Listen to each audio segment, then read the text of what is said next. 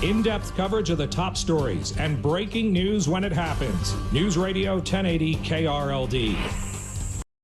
There's a very interesting legal dispute between the world's largest fast food company and a small hemp shop in North Carolina. And here to help us sort this out is the man known as the patent professor. He's on the KRLD Newsline, and we welcome John Rizvi. John, good morning.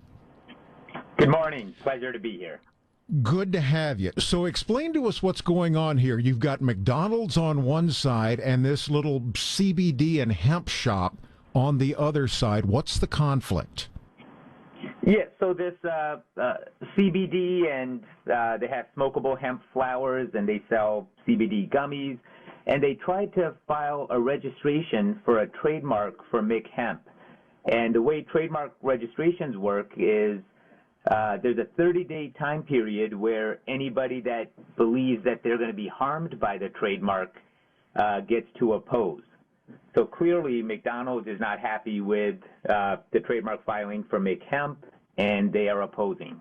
So it's those two little letters, MC, which most of us do associate with McDonald's.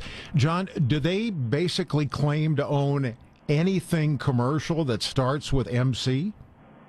Yeah, certainly seems like it. They have 13 trademarks starting with MC: McChicken, McDouble, McCafe, McDelivery, McMuffin, McNugget. The list goes on. McDelivery. So they're essentially, they believe anybody that has a trademark that starts with the MC, that consumers might be confused. But in this case, it's not so much that consumers are going to be confused with McHemp and believe that McDonald's is now going into the marijuana business, but they're worried about the damage to their reputation. It's and that's essentially the basis of their opposition, is that they have a wholesome brand, and they do not want it associated with hemp flowers or CBD gummy bears.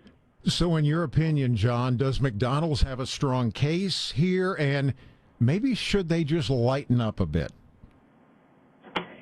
Yeah, well, I believe they do have a strong case. If it were not, if the product were not related to something that could tarnish McDonald's reputation, like generally anything having to do with sex or drugs, is going to be really hard for a company to avoid the opposition, especially with a mark as strong as McDonald's. Their MC has really become incredibly well known, and there is obviously a lot of recognition, and consumers do associate that with McDonald's.